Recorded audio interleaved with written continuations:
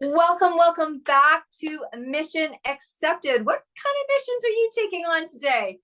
I am so excited. We have an incredible guest for you that is colorful. She's a very colorful lady. All right. Look, if you've never been to Mission Accepted, here's what we do here. We talk about the mission of what it's like to take it on. You know what? When you decide to be an entrepreneur or an entrepreneur, which is people are like, what is an entrepreneur? There's some really cool names for entrepreneurs, like potentialite. There's another one. It's crazy entrepreneurs that start to build a plethora of products or services that they want to take to market, can do multiple different things in the same sector or different sector. And then our amazing creatives, our singers, our dancers, our journalists, our authors, and then of course, media, just like what we're doing right now. So self-funded media. Anyways, it is really, truly all the same thing. It comes from a place of gumption or crazy. It's different for everybody.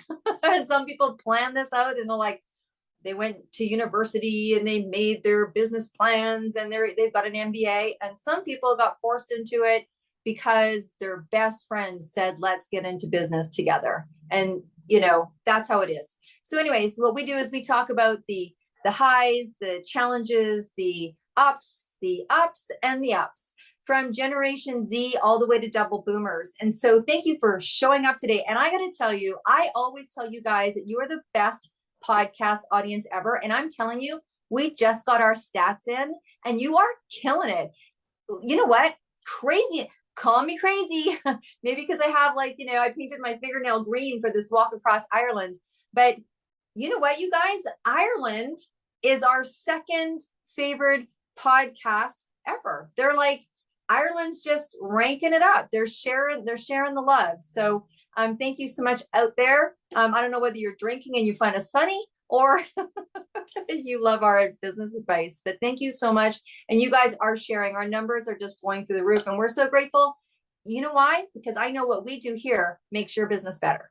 I know what we do here makes you laugh and giggle because you know what? You're not the only one that's got crazy in their life. And this is a great segue into introducing Katie because I met Katie at a media conference not too long ago in Orlando.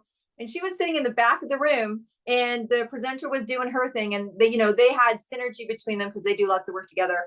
And you would, Angel would come off and she'd be giving some great information on something. And then Katie would go, and you'd hear this bubbly, exuberant voice from the behind the scene adding in. And I was like, man, that's good stuff. I'm going to write that down. So Katie, welcome to Mission Accepted. I accept. Thank you. I accept the mission. And that's exactly what I'm going to ask you. What were you doing before you decided that you were going to go out on your own and make your own way in business? Where do you come from? What's your story? So great question. What was I doing before I decided to go out on my own? I had a perfectly sexy sales career. I was in an industry that I'd been in for a while. So I was raking in the dough. And then one of the guys that I had learned that business from, which is professional services, called me up and said, I'm thinking about going out on my own. And this is the guy that was like the mentor to me for this industry. I was like, oh my gosh, really? He's like, yeah. And I wouldn't want to do it with anybody other than you. Do you want to go start a business? That's how it all started. And I was like, yes. So we decided to do that. And that led to my next business, which I was in my next business partnership that was like 2.5 years in the making, went to a $6 million run rate when I gave it all up for the glory of teaching business owners how to make more money for themselves and embrace their number one inner salesperson. All right. And that's why she calls herself the sales catalyst. Let's talk about the word catalyst a little bit because the people that come to you are obviously in need to, shift or have a catalyst in their business, or they're looking for more, or they're looking for different, or what's going on for people in business right now? Why do they go to you? And what is this catalyst thing about? So catalyst really is a movement. It has to do with movement, right? Sales UpRising, which is my company, my tagline is where revenue moves you. So if you think about those things, a lot of people have admit it, podcast family, you have feelings about selling. And so when Deb talks about sales and how great it is and all of these things, and every business needs it. I know some of you are sitting there going, oh, I hate sales. I don't want to be pushy, all of these like internal demons. And so the reason why I'm called the sales catalyst is because even if you aren't a client of mine or you're just listening to a talk, what I get, the feedback that I get more often than not, even a week later or 2 weeks later, is, Katie, I heard you and you have literally made my sales go up. Like whatever it was I heard, or the perspectives that you've changed for me when it comes to sales, have moved my business forward. And so that's why I'm called the sales catalyst. All right. Good, good, good. So what does people do? I mean, so people love what they do. They want to be successful. Sales, we know, is a part of it, right? So we want to be sold to. I always share with people, I'm like, when you go into a store and you're looking for a couch, or you're looking for something that you know that you're looking for, it's more annoying than not to not have someone come up and go, can I help you? Would you like some advice on that? And so we're all searching for that salesperson until we are one. And then for some reason we think we're annoying. I'm like, take yourself back to that store that, started in Sweden, and walk in and try to buy a couch and no one's around. And you're like, where is that person that's going to help me? And it gives perspective. But so people come to you, what are most people's hangups in being able to get their revenue up? Well, so here's another look at another perspective, right? Katie, I don't want to be a snake oil salesman, or I don't want to be pushy. So I'm going to hate to do this to you guys, but I'm going to call you out in a really, really big way. One, snake oil salesmen sell stuff. They have clients who love them and love their snake oil. So you're unless you sell their snake oil, you're never going to be them. First of all, the people who say to me, I don't want to be pushy, you would literally, if you met them, you would have to put them in a class on how to be pushy before they could ever actually be pushy. That's so funny. Right? Well, you've met them like, oh my gosh, I would never want to push myself on someone. So here's the thing, you guys, I've been in sales my whole life. I'm 46 years old. The first job I ever took was as a campfire girl. It's like Girl Scouts. But not, we sell candy. And at 7 years old, I'm walking up and down my neighborhood streets being like, hey, you want some almond roca, which is the best stuff ever, by the way. I highly recommend it. Makes you feel really fancy, comes in a gold wrapper. And it would never occur to me that I was being pushy. All I'm doing is asking. I can walk away after somebody says no, or I can say, are you sure? You really don't have anybody in your family that could use these mints? You know what I mean? Like, you're allowed to ask questions. Is it pushy to ask questions? Right. One, people love to talk about themselves, Deb. Don't know if you knew that, but they do. You know what allows people to talk about themselves? Questions. Just saying. So it's not that that's all in your head. The other reason why my company is called is because I literally need these business owners to have an uprising in their own head against their own mental demons. Like, think about the idea of like throwing your fist in the air and being like, phooey on you. I know you just want me to stay safe, and safe is broke. I'm a business owner. I need to make money. So they need to have their own like internal sales uprising, right? Awesome. That's, honestly, that's so great. Cause I can literally visualize that while you're saying that. You're like, you've got your hand up and your fist up, for those of you that are just tapping into the audio. But so, having that, like that fist inside, I mean, you got into business for a reason, because you probably really loved and feel you bring value to people.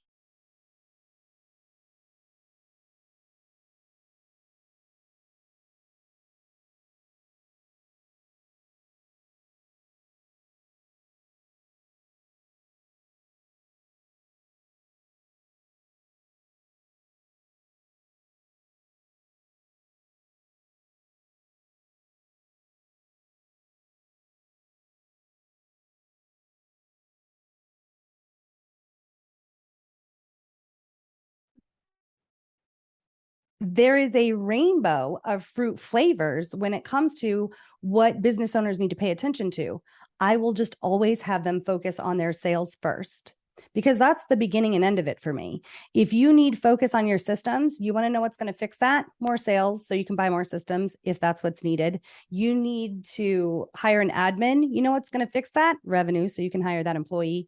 And so, of course, we are going to make sure that they have good quality foundations for their business, but not all businesses need all of those things at the exact same moment. But what all businesses need all the time is revenue. Right. Very good. Very good. Very good. So tell us something, let's just completely go off the trail here a little bit. So you've had success, and when you say things like 6 million, it really perks up the ears of people that are, I mean, honestly, even people that don't have their own business, they're like, wow, is that really possible? So you've obviously had a nature for sales, right?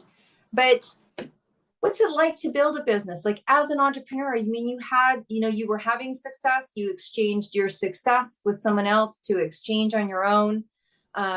Would you do it again? I mean, obviously you're here, but like, what else is there to the business other than the actual sales part of it for you? Like, what are the functions, or what is it that you love, or would you do it again? I will always bet on me. So yes, I would do it again. 100% all day, every day. This is my third business. What I would tell you is that there is nothing like business ownership to make you realize that you need to improve in all areas of your life. If you want to be the best business owner you personally can be, then it really does have to do with everything. Unlike being a boots on the ground salesperson for a corporation or a small business where you're hawking someone else's wares, right? Even though it's your face and your name, like, I don't have to be healthy to do that. My business development could look like sitting at a bar at 5:30 every night and having all my clients come see me and getting home way late and then getting up way early to go start it all over again, which as a business owner, you can't afford to do. Because you don't function for your business. It's when we talk about, you wear all the hats all the time. And this is true even if you have a team, your hats just look different. So I needed to, one of the crazy, it's going to sound crazy, I know it is going to sound crazy, but was to take care of myself. Like it wasn't, it didn't ever occur to me. I had all the bandwidth in the world when I was an employee. As a business owner, try giving a 2-day retreat when you haven't taken real good care of yourself. It's not going to work real well for you. So absolutely, it was to bring the focus instead of externally, which was my life. My whole life was about my clients and potential clients and people that I just met networking and referring them great business and creating juicy, deep relationships with as many humans as I could possibly stand. And that's still true for my business, but I also need to make sure that I sleep and I eat healthy so that I can do all of that. And it was a real eye-opening kind of thing. I sit here and I laugh. People are like, she's talking about sleeping. But if you have the E blood, if you have the entrepreneurial blood, you are also laughing, because as we plan our business, I'm going to say, God have mercy. I don't know who this guy is, but I need to apologize to him, to the world. So here it is. Here's your apology. If you're listening to my podcast, good for you. So I was invited into the Forum of Women Entrepreneurs, which was this, little group of women that were brought in to go through this process for the FWE in Canada. And so they had people come in and speak because they were setting this program. So they had a room full of people like us, right? I was in the throes of building my home party companies. I could see nothing but grandeur every morning that I woke up. What are we talking, 10 years ago or something? I don't know. And I was in it, loving it, like we are now. And so they brought this gentleman in to talk about succession with this group of women that are in the throes of building their legacy, right? And so interesting, because succession is a concept and succession is something that you do plan for. And what is that succession and what does it look like? Okay, but we're in the throes of it. And so he's doing his presentation, and then all of a sudden he just decides to throw a question, and he throws it to me, and he says, so when I say succession to you, what does it mean? Give me the first thing that pops into your head. And I go, death. And he looks at me, and I look at him. You want to talk about ending someone's presentation in 3 seconds? And I was like, 100%. I'm sorry, that's the first thing that came to me. But entrepreneurs don't think necessarily about the final end game. I mean, I wasn't building a business to sell. If he had God, if he had just gone to the right side of the room instead of the left, he probably would still be able to have some self-esteem today. But I just was like, for me, I was thinking of my companies as legacy for my family. I just did a deal this morning, and I'm like, okay, I want this commission to go on surpassing my life. And it's a friend of the family. So he's like, oh, of course. But I guess my point is that we don't think about those things. We don't think when we carve out this beautiful life of entrepreneurship, spas, manicure, getting a manicure becomes a luxury, Right. God, retreat, right? Retreat, or taking a 3-day workshop. We're like 3 days. I'm super busy. And how dare you think I want to leave my business for 3 days, even if it's to better my business? The personal development, the leadership development, the business acumen development, the skill set it takes to be an entrepreneur is, nobody can really know. Even my friends who have their MBA, you'd mentioned at the beginning of the show, right? So you've gotten your MBA. No, not a single MBA who ever said to me, Katie, I loved my degree. It completely prepared me for entrepreneurship, because an MBA is a master's in business administration, which is a very specific function of business. And of course, it touches your entire business. And throughout that education, you get to learn technically book learning about a lot of different things for business. But being an entrepreneur and actually doing the thing are well, let's talk about that a little bit, because it is true. You and I both are in business, and we offer business services and business tools, right? Yes, and so we come up against that conversation probably quite a bit about investing time in themselves, or that concept, or having that support circle, or having a place to go with people to feed from, like, colleagues, and those things that take time. And I think, it's important to recognize how that actually ups the game of your business. So you're in sales, and you also have, I know a friend of mine that's going to one of your retreats. Yeah. And so they're flying. I mean, that takes time and energy and effort. And what is that like mentally, or what do people come up against themselves? Like, you talk to people about it all the time. So when someone's like, I'd love to, but I can't. The question for me is going to be, okay, great. Can you walk me through that decision for you right now? As an entrepreneur, I think one of the things we never thought we would deal with so much is our fear. I know I didn't, right? I know I am very secure in my salesperson self. I have seen more comp plans, that's commission plans or compensation plans, because I was in hiring for 10 years. I feel very comfortable with my 10,000 hours plus of these skill sets. It did not occur to me that I was going to have to be in social media, for example, right? The things that you come up against.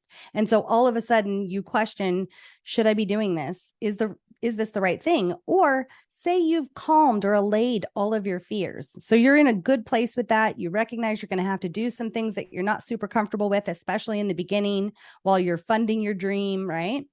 So you're in a place that feels super comfortable, but then it's the question of, well, so what's the best thing to do now? Is it go hire a team? Is it invest in my systems? Do I sell more? Do I need to create a whole new website? I've been in business for 3 years. Should I rebrand? There's a constant barrage of people who are happy to tell us how it should be done, all of whom are experts. There's even our who are not experts, let's be clear, are very happy to tell us how it should be done, because, that's how it works in their company that they've been with for 35 years, which has no bearing on your scenario. And we love you, Uncle Joe, right? where that falls. Nobody ever told you that as an entrepreneur, it was going to be really lonely, right? You're up at weird hours of the night coming up with content, or even thinking about the speaking engagement that you have the next night. And there is no one to really call. So being able to hone your own counsel is like number one priority for me as a business owner. You know, we've all, being in the business, and I'm sure this is true for you too, there are those people who are on a hamster wheel of continuing investment and learning in themselves. So they never take the time to actually do the lessons or find where they plateau.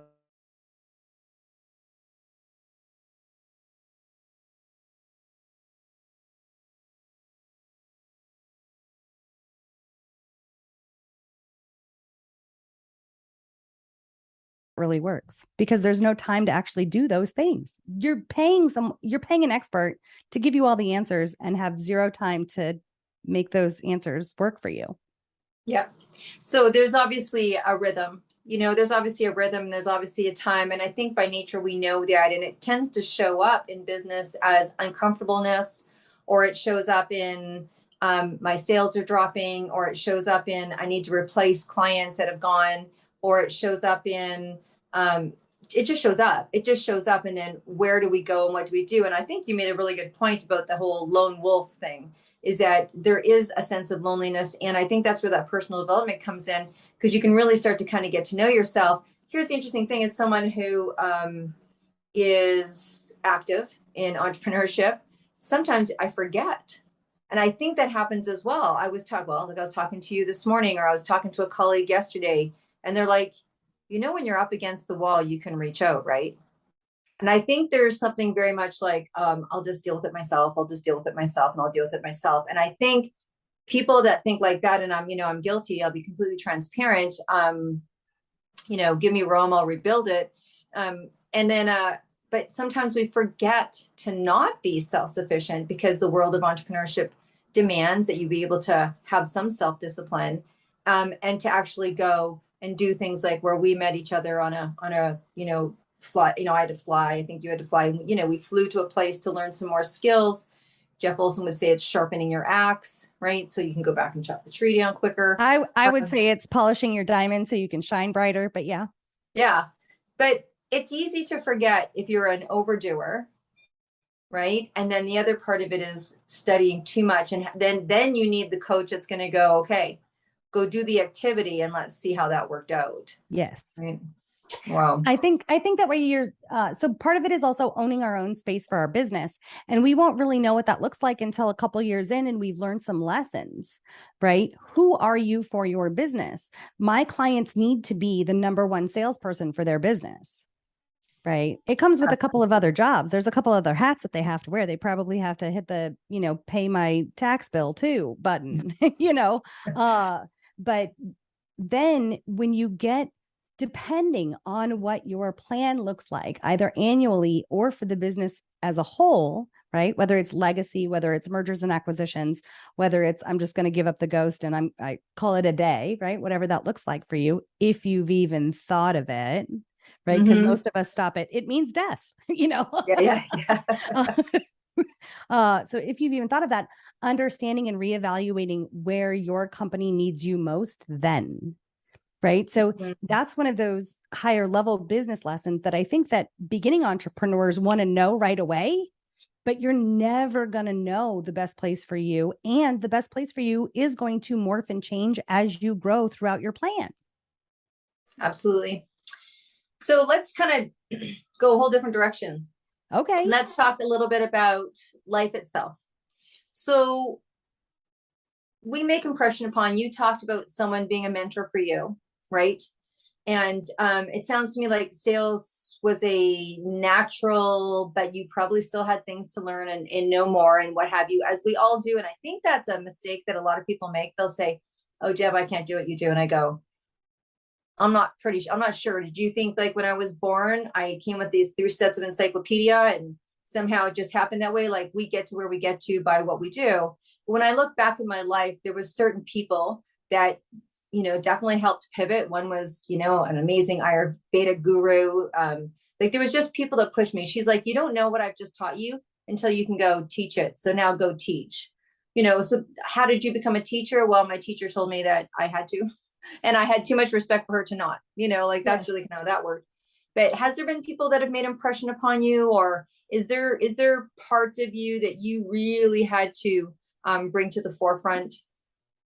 Um, so I think so, yes, and yes, in different story form, right? So I Mhm. absolutely have had mentors. I've had a ton of people let me know that uh, how I choose to sell is amazing, and I can see that. You guys, if you're the number one salesperson for your business or for your company or whatever it is, one of the great things about being a salesperson is you already know if you're getting an A, a B, or a C, or you're failing for the day. Like nobody ever really had to tell me. I knew. And I liked that knowledge. I liked getting an A every day, right? Or if I got a C, going, oh, I got a C, I got to fix that. So it's also a really independent place, uh, being at the top of any sales game for your business or Mhm. otherwise. So I've always had people who, from a career perspective, have loved that about me, you know, because you make them money, right? Mhm. It's every being a salesperson in a company is kind of like being a hairdresser at a rent a station place. You pay for your own spot to work for that company, and the goal is to make more than what your spot's worth. Like that's how it works for us. Even if it's a salary, it doesn't matter. Like salary, commission, bonus, uh, on a draw, all of those Mhm. things, it's the same thing. So I've absolutely had those people. For me, the thing I think I had to push through is that, every job I ever went into, people asked me what I wanted to be called, what I wanted my title to be. And I always was super proud of the fact that I was a salesperson. And so I wanted to be called a sales chick. Now, don't get me wrong. I was like in my 20s. Chick was like, it's probably not the best thing to be known as now. But that's all I wanted to be known as. I wanted to be straight up about it. I didn't want people to think anything else I didn't want there to be any mystery about why I was in their Mm. life.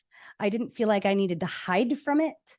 Um, and every single time I got a job title, it looked like business development manager,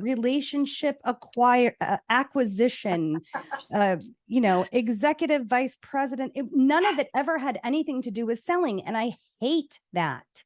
It made it seem like owning your own salesperson was a bad thing. And I really had to get over that.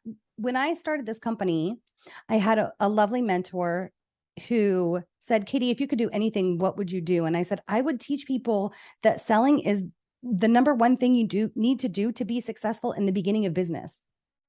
Because most business owners aren't me. Most business owners don't come from a sales background. Salespeople tend to stay in sales. We generate lots of money. You get lots of commissions, right, Deb? Ha, wink, wink, nudge, nudge. Like if you're good at selling, you don't ever really need to look outside of that industry to do something else. And so she's like, so why don't you go do that? And you know what I said? I said, nobody wants that. Nobody wants what I have to offer because I'm a sales chick. I would want to talk about sales. I see the whole world through a lens of selling, which sounds crazy to people, right? You You go to know, my LinkedIn page and it says sales is my love language. They think I'm nuts. Or they come up to me and go, I need some of that. I'm yeah. like the Mona Lisa of business coaches. You either love it or you hate it. That's a good way. That's good. And you know what? I have seen the Mona Lisa and I'm like, huh, this is interesting. No, seriously, I was looking and I'm like, I could see how people love it because it's here and it's classic. And I can see why people hate it. Yep. Right. I was like, this is an interesting piece. Now, you know what? Hats off to you. I mean, honestly, I love what you just said. Part of the reason why there's honestly, I think I'm going to go way out on a limb here, Katie, and you can just reel me back off the stage otherwise, that people feel shame around saying the word I'm a salesperson is because we don't even say that we're salespeople. Like, we give people different titles that We're hide the leaders. fact that We're we're doing business sales. owners. We're founders. Yes. We're CEOs. We're Yeah. entrepreneurs. We're ultrapreneurs. And I love you very much. And I love the word entrepreneur. But really Yes. and truly, at the beginning of every business, we just need to go sell because, and what people don't realize, Deb, is that sales is the answer for the success of your business, not just from a money perspective. Right. It has everything to do with understanding your client. Yeah. Sales is the best way for you to create marketing that allows your people to hear that you have their answers. I love it because you know what? I mean, there's titles that we have and there's titles that we give and there's titles that we've earned. And absolutely, I'm a singer. I'm an author. I'm an author. I don't say I sell books. I say I'm an author. But, you know, there's a whole sector. I play in the direct sales industry. And so that whole sector, one of the main issues, honestly, let's get them to your class. Because one of the main issues is that they don't want to sound salesy, like you said. But if you said, I'm a sales representative of ABC gum company, instead of I'm a director, I'm a agent, I'm a whatever. We've all got titles. Representative, I'm a consultant. How about sales consultant? Because then people know what you do. And it also puts it into their head. You want those people, if they're, you know, that you want them to know you're selling, because there's been times where you can have a conversation with someone and say, this is the company that I represent, and these are the products that I represent. And it doesn't register that you actually are looking for customers, because then you have to over top that, say, would you be interested in looking at my products? Would you be interested in this? But if you say I'm a sales representative of ABC company, they know you're in sales products. Yeah. So, That's a really, you know, and yeah. it's crazy. So think about, there are some pretty well-known, long-standing networking institutions. You're so good. You're so good. I did that just for you, so you don't get in trouble on any, you know, like you're an international podcast. I don't want to, like, you know, mess up your works. So that are predicated on the concept of building relationships for referral-based business, which I love. Referral-based business is the best that we can possibly hope for. And I want to add an asterisk there really quick. Yeah. When you are first in business, the majority of your business will be referrals and through word of mouth and the people that know you. Then you're going to have a period of time where that is not the case. And then as you get towards the end of your spectrum, it will happen again. So one of the things that I really dislike is when I go into a room of people and everybody there's like, oh, well, I only do referral-based business. Do you know what I hear? I hear you're either brand new or you're long in the tooth and you're complacent. So you don't need me. Right. It's horrible. Like, I will judge you. If that's something that you stand on to be proud of as a business owner, I need all the business. I need the referrals. I need the stuff that somebody just saw on Instagram. Somebody heard Deb's amazing podcast, like whatever it is. I need to continue to build. Referrals are just one way that we do business until we decide we're good and we can just deal with referrals. So I just wanted that to be said, because I don't like it when people think, well, I just need referrals. You don't. You need all the other things too. Yeah. Depending on where you are. Absolutely. But now I don't even know why I was talking about that. Oh, so the networking institutions that are about creating relationships. I love that. And it feels like they're predicated on a lie to some extent, because the reason why they're there to create relationships is to get business, because they're salespeople. But we never say this.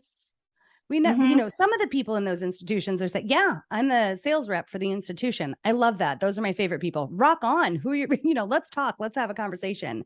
I'm the CEO. Wonderful. So what else? Well, let's go have 99 coffees and decide if, you know, this is good for you. I love all of that. The best business I have is relationship based, but it is predicated on the fact that people understand who I am, what my business is, and what I do, which is sell. Yeah.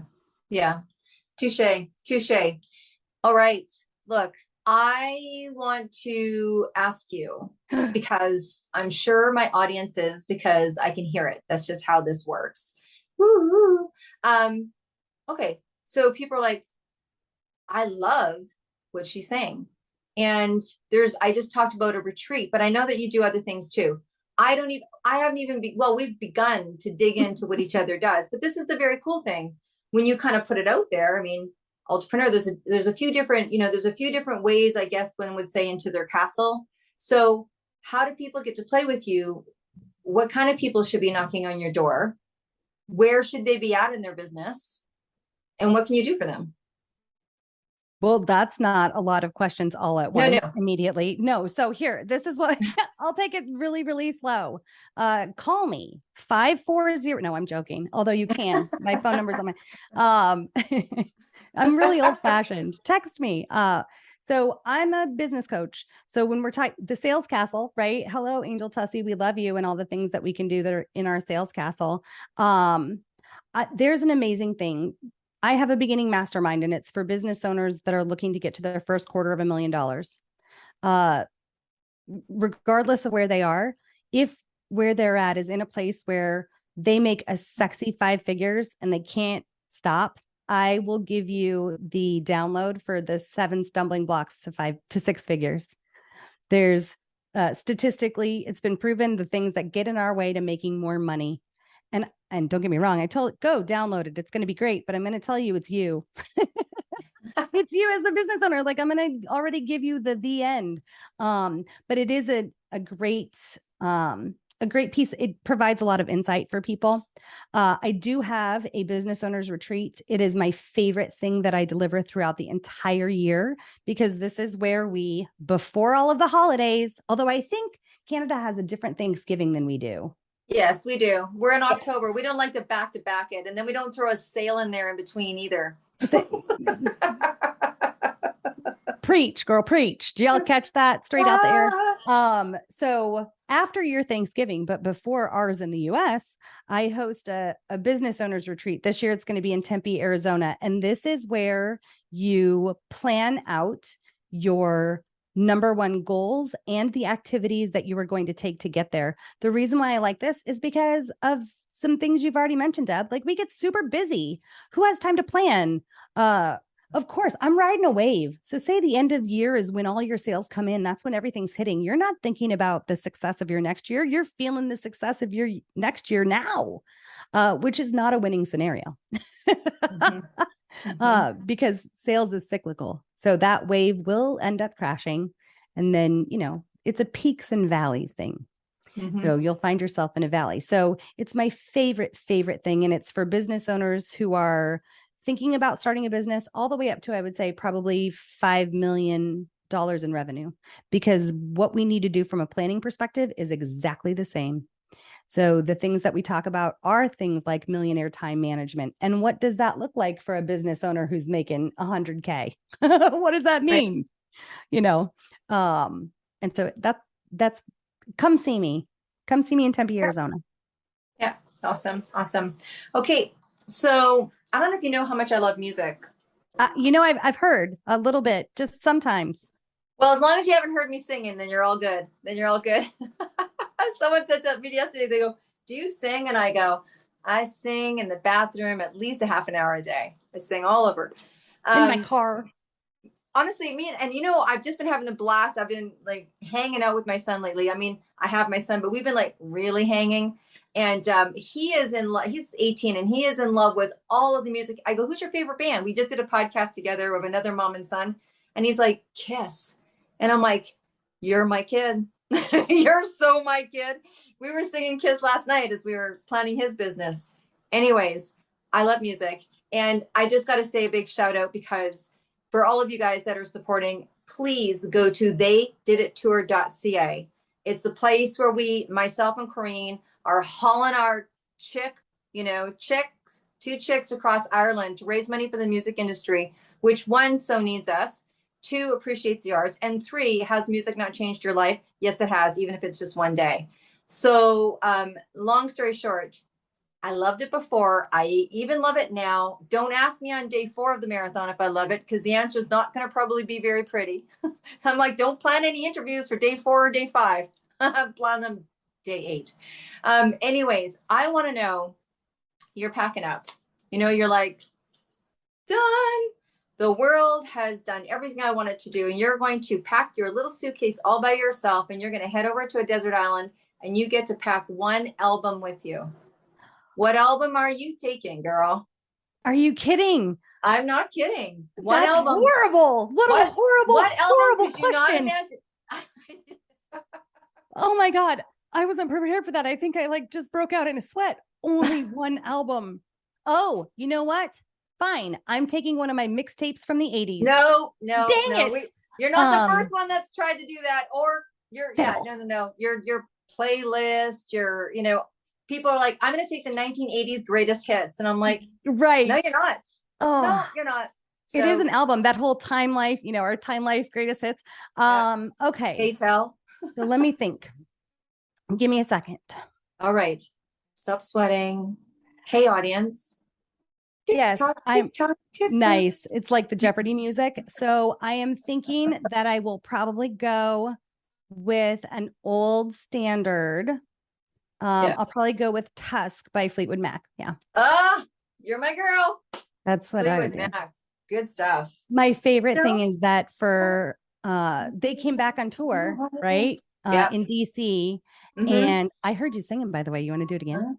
And my husband bought my mom and I tickets to their concert for her 70th birthday. So since I listened to my mom's vinyl, my mom's the one who introduced me to Fleetwood Mac. I got to listen to that on vinyl. Nice. That I got to take her and see her like shake it to Fleetwood Mac. It's one of my favorite things. Awesome. See, that's what I mean about music. It's like, I've had vinyl since I was 15. I've had a record player. I never stopped. But when I think about there's two albums. One is Janis Joplin, Pearl, was the first album I got introduced to from my mother. The other one was the White Album of the Beatles. Yep. Sexy. Yeah. So if anyone out there has the White Album of the Beatles, I want it. I got Janis Joplin on the wall, but I want the White Album Beatles. That would be super cool. So that's everyone's job. Stop what you're doing. And if you want my address, just contact us. Send us a note. This is the note to self.